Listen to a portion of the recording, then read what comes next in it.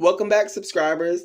And for those of you, if it's your first time watching and you're wanting to know if this is the place to be for wanting to know about what happened with you with narcissists, narcissistic abuse, dealing with the family, someone you dated, an evil friend, you're in the right place. Remember to like, comment, and subscribe, and we're going to jump right in. Ladies and gentlemen, what we're going to talk about in this video is, pay close attention. In middle school, you probably were picked at, laughed, teased, talked about. But what you didn't realize was your bully parents were probably narcissistic. This is why when we grow up, we have to dismiss the fact that these things happen.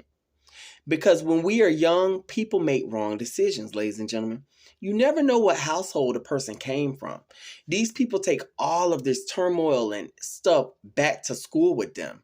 And they become, that's why you ever seen the way, a lot of the bullies be narcissistic, ladies and gentlemen. I'm serious.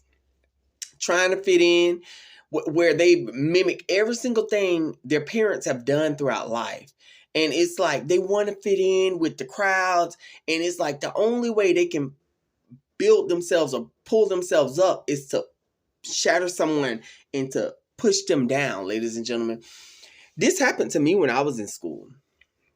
When I was in elementary, I would get, picked on. It would be, he talks like a girl or this and this and that. Is he gay? And, it was crazy. And then that was in the 90s.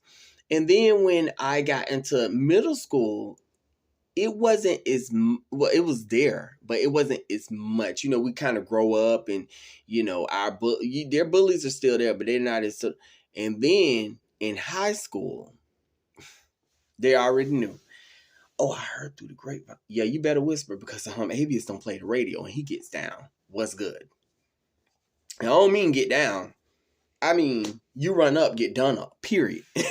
So it was like that. And I also had, some females that liked me and stuff like that in high school, you know what I'm saying? But it was just the fact that the matter is like, you got to understand where these bullies are coming from. These bullies are broken in the inside. They don't feel good about themselves. They go home, they hate themselves, ladies and gentlemen, and then they come back to work and they have to find somebody to put it all upon. What you didn't realize was your bully was jealous of you. They didn't have anything to go off of. So it's like, well, let me put all my stuff and my hanger and my hate towards you. You get what I'm saying? Like, and a lot of times we have made mistakes. Sometimes some of us have been the bullies, and it's not that we tried to or wanted to. It's just that maybe we had narc parents that, and it rubbed off on us. We didn't even realize it was rubbing off on us. Ladies and gentlemen, these narc parents, you got to understand, they're so fucking reckless, okay? They don't know how to teach their kids the right way that it's supposed to go. Oh, they do know how to do it. They just choose not to do it. The right way that life should go. Having those talks, kid talks. When the kids come home, you actually are sitting them down and saying, how was your day? Okay, what really went on? Okay, let's talk about this topic. Let's talk about this discussion. A lot of people used to think that they need to pick up belts and do all this and beat their kids, but they don't understand. Sometimes just you really having that conversation, that very, very intense conversation with your child. Like you're their friend listening in, but you're also letting them very well know that you're their parent. And we need to come to an understanding. 9 times out of 10, ladies and gentlemen, that child will get it right. Because they remember what you said. But when you just steady beating a child, and sending them to school, and then they do something else wrong and you beat them. Come on now, get real. You have to go deep with your kids. You might whoop them, but that don't necessarily mean that you just getting your point across. Now, I'm not going to say, a spanking is not needed, because it be scenarios where an ass whooping is needed. You get what I'm saying? But my thing about it is, it's just the fact that these parents don't take the time to nurture their children. All they care about is their own selfish gain. So it's like the children do something bad, they just whoop them and send them on their way. And just go on with, like, the narc parent too focused on what I'm gonna get. Me. What can I get? What's coming my direction? What's coming my way? It's so sad because the children grow up and It's just like it could have been a whole new route. This is how narcissists are created, ladies and gentlemen. They just keep coming and stuff like that from other narcissists. It's just so chaotic because the problem can be stopped. And the narc parents have everything it takes to stop. Let me tell y'all something. I know a scenario where there was this person that used to get whippings, and they would say, this person's messing with me. And whenever this person defends themselves, then the narc parent want to whip both kids.